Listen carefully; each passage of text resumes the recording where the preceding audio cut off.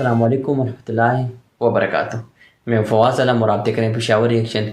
आज की वीडियो काफ़ी इन्फॉर्मेटिव टाइप वीडियो है जो कि है हिटलर के बारे में, जिन्होंने 1939 में पोलैंड पर हमला करके एक सेकंड वर्ल्ड वॉर का आगाज़ किया था। तो इस पर एक व्लॉग बनाई गई है डॉक्यूमेंट्री बेस, जो कि एक फेमस स्कॉलर मुफ्ती तारिक मसूद की तरफ से है। ये रिसेंटली गए हैं जर्मनी में, तो वहाँ पे उन्होंने एक वीडियो व्लॉग बनाए हैं। तो देखते हैं विदाउट वेस्टिंग एनी टाइम। अगर आप मेरे चैनल पर न्यू हैं तो मेरे चैनल को सब्सक्राइब करें, लाइक करें और बेल आइकन को ज़रूर प्रेस करें ताकि हमारे आने वाली हर वीडियो को नोटिफिकेशन आपको मिलती रहे। तो वीडियो को स्टार्ट करते हैं।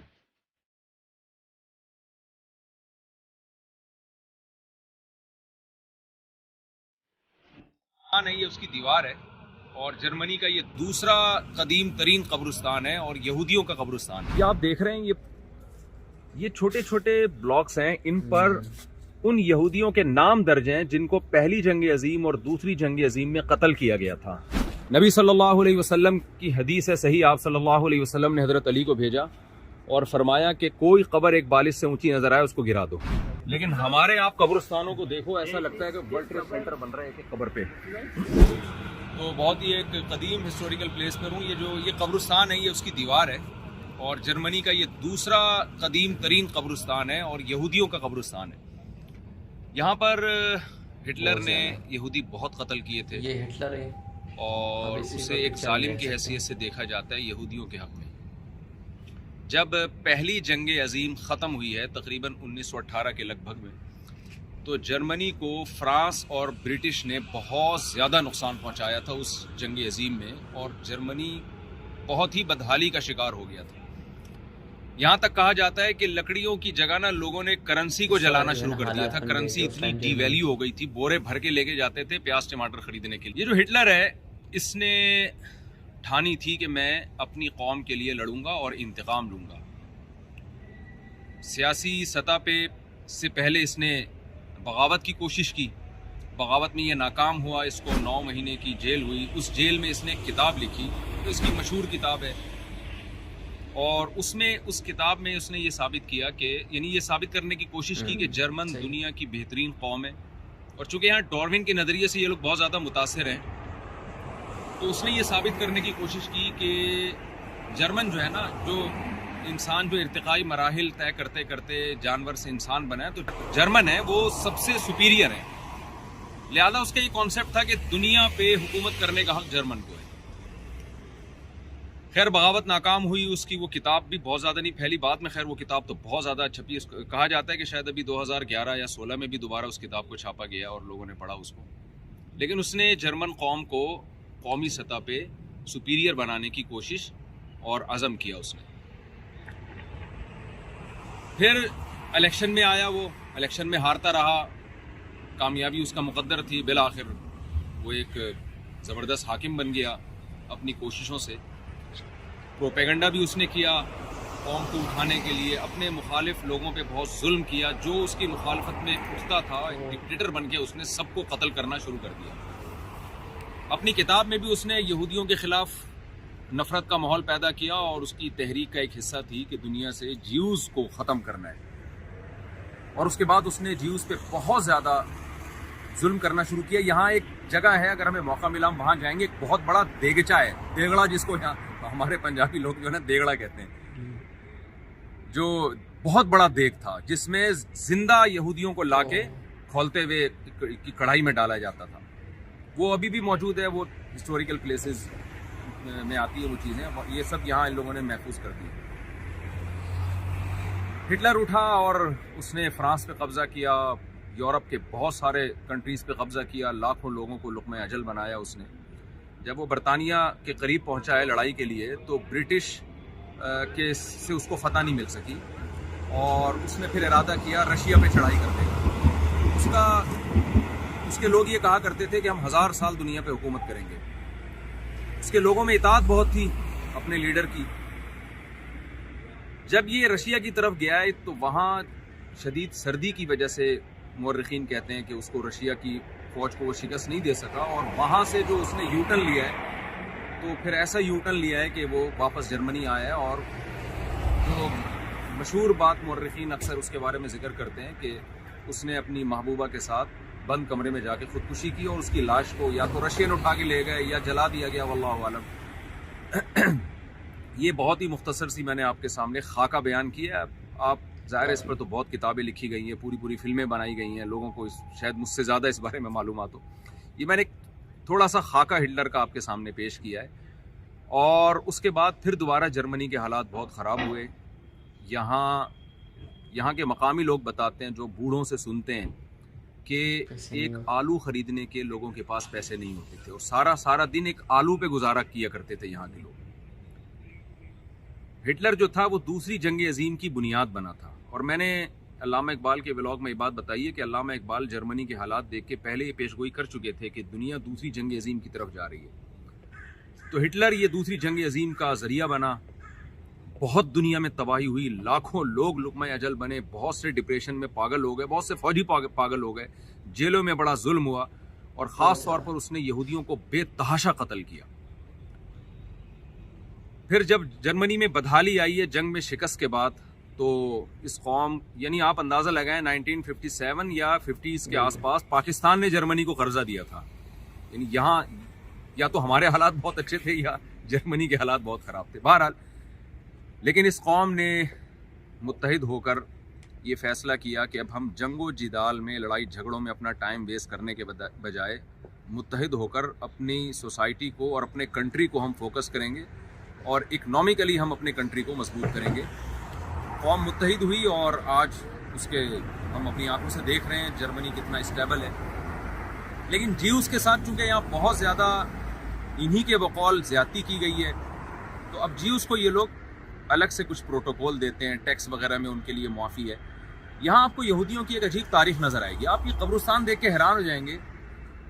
इसमें ये जो तख्तियाँ मैं दिखाता हूँ लोगों को, ये आप देख रहे हैं, ये छोटे छोटे ब्लॉक्स हैं। इन पर उन यहूदियों के नाम दर्ज हैं जिनको पहली जंग अजीम और दूसरी जंग अजीम में कत्ल किया गया था। ये कब्रिस्तान है इस दीवार के पीछे। अगर हमें परमिशन मिल गई तो हमारे पास टाइम बहुत थोड़ा है, हमने बहुत सारी जगहों पे जाना है, तो मेरा इरादा दोबारा यूरोप का चक्कर लगा के ना बहुत ही तसल्ली से इंशाल्लाह हम यहाँ के हिस्टोरिकल प्लेसेस पे जाएंगे। और यहाँ बहुत सारी जगह हैं जहाँ हिटलर खड़े होकर खिताब किया करता था। इन लोगों ने अपने अजायब घर, अपने म्यूजियम को महफूज किया, उन इमारतों को महफूज किया है जिसका भी हिस्ट्री से कोई गहरा ताल्लुक है। तो ज्यूज़ की ख़ास यहाँ पर एक हिस्ट्री है। यहाँ बहुत ज़्यादा यहूदी थे। आप ये देखें, ये इन लोगों ने क्या किया, जिसको भी कत्ल किया गया है ना, और पहली जंग अजीम में या हिटलर ने जिनको मारा है, जिनकी कब्रें यहाँ पर, उन सबके नामों की तख्तियाँ ये छोटी छोटी, ये वहाँ तक आप देखें, ये देखें उनकी डेट ऑफ बर्थ और डेट ऑफ डेथ जो है ना, वो यहाँ दर्ज हुई है सबके नाम के साथ। ये बहुत लंबा कब्रिस्तान है और पूरी दीवारों पर उनके नाम दर्ज हैं। मैं एक आपको बताता हूँ। ये 1924 में, और ये जनाब आप देख सकते हैं 1872। अच्छा यार, ये तो जबरदस्त हो गया। ये बड़ी लंबी दीवार है कब्रिस्तान की और सबके नाम इस पे दर्ज हैं। 18 किलोमीटर पे आपके लिए स्पेशली शेड हटवाया। अरे वाह वाह वाह वाह वाह, कि आपको उनसे रिक्वेस्ट करके शेड हटा दो।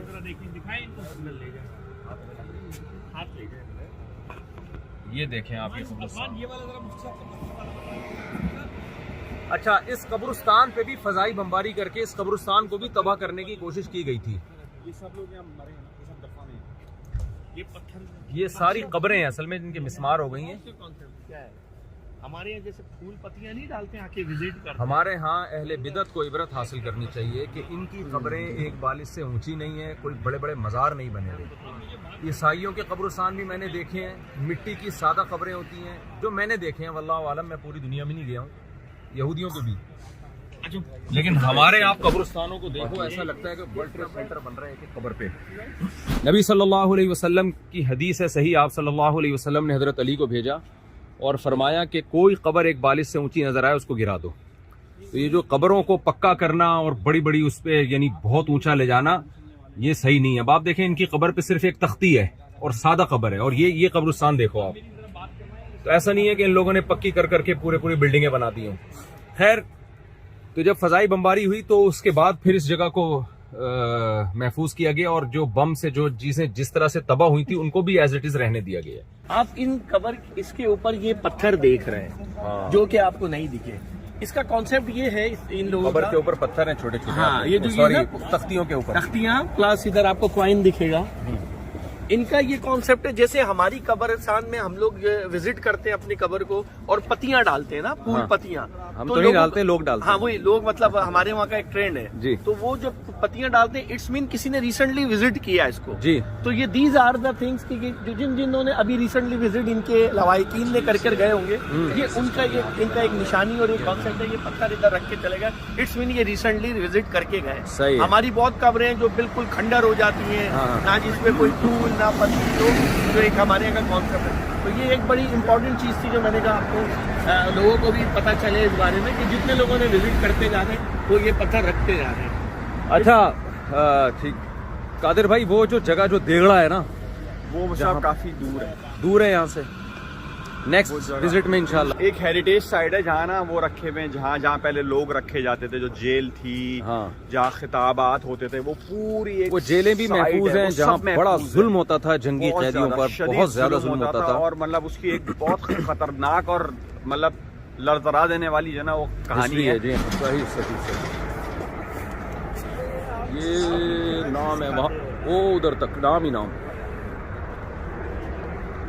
अच्छा, यहाँ पे मेरा ख्याल यह था कि हिटलर को एक बड़ा हीरो समझा जाता होगा, गाली है तो इस कौम का एक बड़ा वो समझा जाता है। तो यहाँ ये जो मकामी लोग कह रहे हैं कि नहीं, ये एक अच्छा उससे नहीं देखा जाता हिटलर को। एक ऐसा जो जुल्म हुआ है उस हिसाब से जो है ना वो और इधर कोई उठा था वो अपनी कौम के जुल्मों का इंतकाम लेने के लिए, लेकिन वो खुद एक जालिम बन गया। जालिम उल्टा देखें ना, मतलब देगों उसका में डाल डाल के लोगों को जलाना, ये कोई इंसानियत वाला काम तो नहीं है ना। तो अच्छा, हिटलर की जो कामयाबियां थी ना, जो शुरू में तो उसको बहुत ज़बरदस्त फतूहात मिली हैं, पूरा यूरोप ही तकरीबन उसके कब्जे में आ गया था। फिर बरतानिया से उसकी लड़ाई हुई और वो बरतानिया को फतह नहीं कर सका और वहाँ से रिवर्स होकर रशिया पे चढ़ाई की उसने।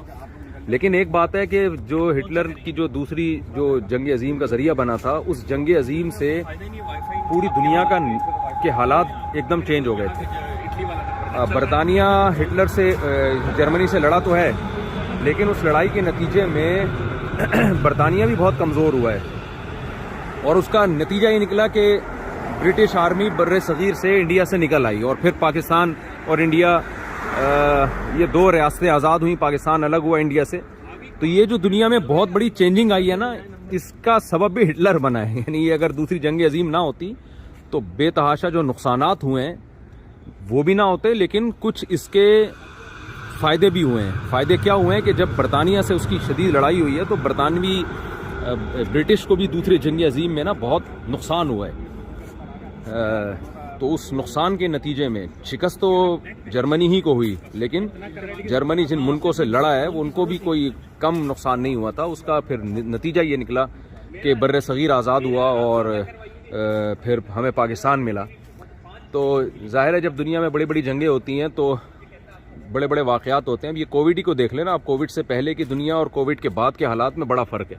तो दुनिया में जब भी कोई बड़ा वाक़या रूनुमा होता है तो उसके जहाँ बहुत सारे नुकसानात होते हैं तो कुछ ना कुछ उसके जैसे फ़ायदे होते हैं तो कुछ साइड इफ़ेक्ट भी होते हैं। सेकेंड वर्ल्ड वॉर में हिटलर ने जिन लोगों को कत्ल किया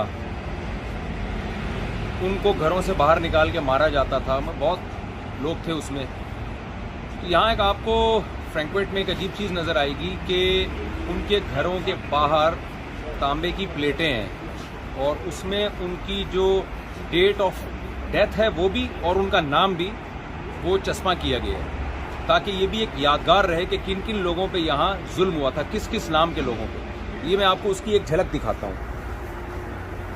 ये देखिए, ये घर है ना, अभी यहाँ कोई रहता है, लोग रहते हैं। हाँ, लेकिन ये कि इन्होंने अभी एक घर देखें आप और ये देखें आप, ये तांबे की प्लेट है। अब ये जिसको यहाँ कत्ल किया गया था ना, जिस तारीख को कत्ल किया गया था 1942,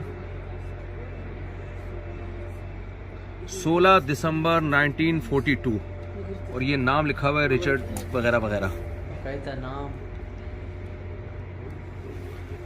यानी ये भी इन लोगों ने महफूज किया ये अपना दोनों फैमिली मेंबर थे ना, हाँ रिचर्ड ब्रेडनफील्ड, ओल्गा ब्रेडनफील्ड, ये दोनों जी हाँ। मतलब शायद आप बेटे थे या तो ये ऐसे बहुत सारे घर हैं यहाँ पे, बहुत सारे घर हैं जिनके यानी जिन लोगों पे जुल्म हुआ है ना, उनकी भी यादगारें इन्होंने महफूज रखी हुई हैं, मतलब इंसानियत, एक इंसानियत के नाते। ये आप जर्मनी में देख रहे हैं, ये डंडा जो है ना, ये बंदा है हथौड़ा उठा रहा है और ऐसे हथौड़ा नीचे मारेगा। ये सिंबल ऑफ हार्ड वर्क है, हार्ड वर्किंग, कि हम मेहनती लोग हैं। Simple of hard work. ये देखें, ये हथौड़ा मारेगा अभी।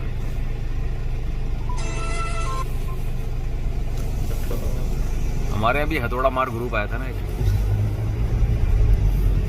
खैर हथौड़ा मारेगा ये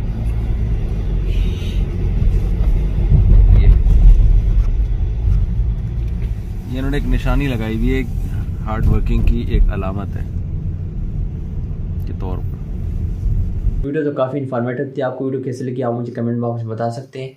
और जिस तरह मुफ्ती तारिक मसूद साहब ने काफ़ी इन्फॉर्मेटिव और डिटेल के साथ हमें वहाँ हिटलर के बारे में बताया, और जो वहाँ पे कब्रिस्तान है जो कि दीवार पे प्लेट्स लगा के, काफ़ी प्लेट्स लगे हुए थे और उन पे बाकायदा नाम लिखे हुए थे, जो कि जो यहूदी वहाँ पे कत्ल हुए थे तो बाकायदा उनका नाम और जो उनकी डेट ऑफ डे है वो भी लिखा हुआ था। तो काफ़ी इन्फॉर्मेशन थी इस वीडियो में।